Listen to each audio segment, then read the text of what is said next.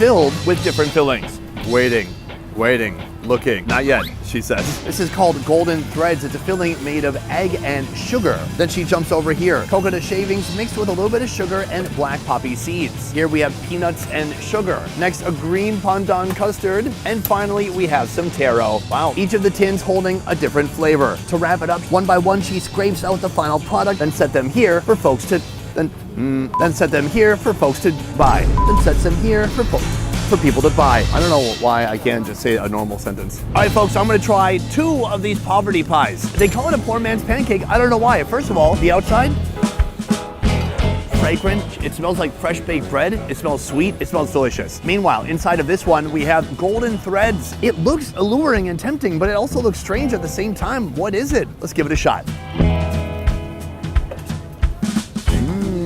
Oh yeah, it's very bready. The outside is very crunchy. It's a super sweet bread. And then the golden threads are also very moist and very sweet. It's a unique combination. I've never had anything like it. I love it. I do also want to try the peanut and sugar combination. Some of the sugar has kind of melted into the bread, but not all of it. They call it a poor man's pancake, but I feel rich right now. It's just so delectable. Some of the sugar kind of melts onto there, creating a nice sweet like moisture plus peanut. I love nuts. You're getting this perfect blend of sugar and crushed nuts plus fresh baked bread. What's not to love? I know you guys go to places like Applebee's, IHOP. Do you know what they're doing in the kitchen? Nothing good. And also, it's a lot of microwaves. You think there's a chef back there? Yeah, his name is Chef Mike, short for microwave. Here, this is Chef, what's her name? Her name is Yum. Screw Chef Mike. This is Chef Yum. Her name is Y-U-M. Yum is destiny. The reality is right now we haven't spent that much money. I'm trying to go through $100 of street food all throughout the country of Thailand. Let's keep moving and see if we can find something more expensive. After our pancake, I'm ready to try something a little bit more substantial. Enter the Duck Man once again. So not only does he have these beautiful ducks right here, but as you slide down, you see chicken, and then you see this. Oh wait, what's that? That is chicken ass. These all look pretty nice, but this one looks especially nice. Guys, if you needed to know where this part comes from, right over here, we have the whole chicken. That's the neck, shoulder blades, work your way down, boom, that's the ass. Here, we have 5 different asses. 5 chickens are out there on a farm somewhere looking very awkward right now. Let's give it a shot. Oh, that's good. First of all, there's a little bone in the butt. You can eat that. It would help to have a glass of water, but you can get it down, like dry swallowing a vitamin. Beyond that, the flavors are amazing. It's so sugary and so fatty at the same time. Like a delicious piece of bacon almost. But that is just the beginning. This is my meaty appetizer. Next, can I have a half a duck? Take a look at this duck right there. Literally, its web foot that it used to swim around in a pond. It's still there. Right here, we have a head. And right now, he's gonna take that whole thing and chop it into little bitty pieces. He starts by first cutting off the duck's foot, then the duck's drumstick, off comes the wing and the bicep. From here, that big, beautiful breast gets chopped down into little bitty pieces. Very nice. All right, folks, have you ever wondered what half a duck chopped up looks like? Right here, baby. The breast right here looks very juicy, very delicious. Meanwhile, you got pieces like this. It's a duck drumstick. And the best part is he's filming me back. Oh, and the second best part, he just tossed me up, bro. That looks like it's full of flavor. But first, just some straight up delicious looking meat. This is a piece of the breast. That's good. Moist and sweet. It has the same kind of sweetness as that chicken ass, but the problem is there's not as much surface area. In a piece like this, it's a lot of meat and not that much skins, so we need to add on even more sauce. Oh, there we go. The next step is to enjoy one of the best bites of my life.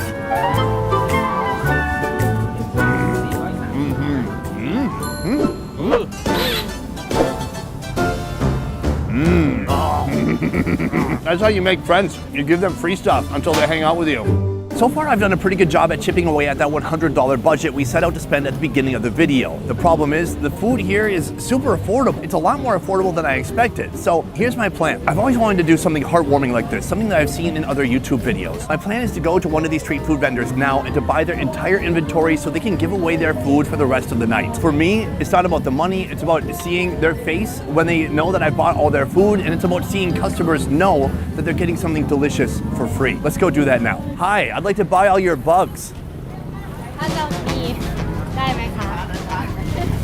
So guys, I just thought this would be so awesome. I'm gonna buy all the bugs you see here, and then for the rest of the night, anybody who wants bugs, they get free bugs. She's excited. Okay, let's do it. She told me the price. I cannot reveal it to you guys, but here you go. Bubble cup, thank you.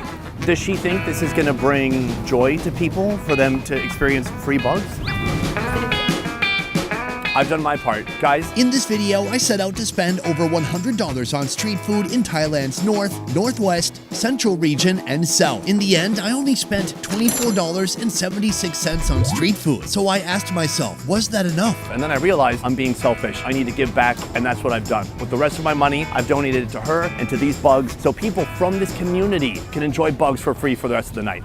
In this video, I'll attempt to spend over $100 on street food in Korea's most infamous market. So let's be clear, this is not a tourist trap. This is a local market built by locals for locals. But today, I'm an outsider on a mission. I want to hunt down the wildest street food I can find, and I want to spend over $100 doing it. Time to remove the contents from within.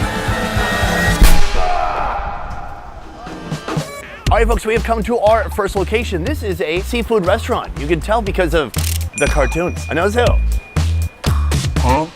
This, I assume, is the proprietor, the owner of this establishment. He's got some unique food right off the bat, so let's take a look. Boom, snails. Not just any kind of snail. This is a large snail. Over here, clams.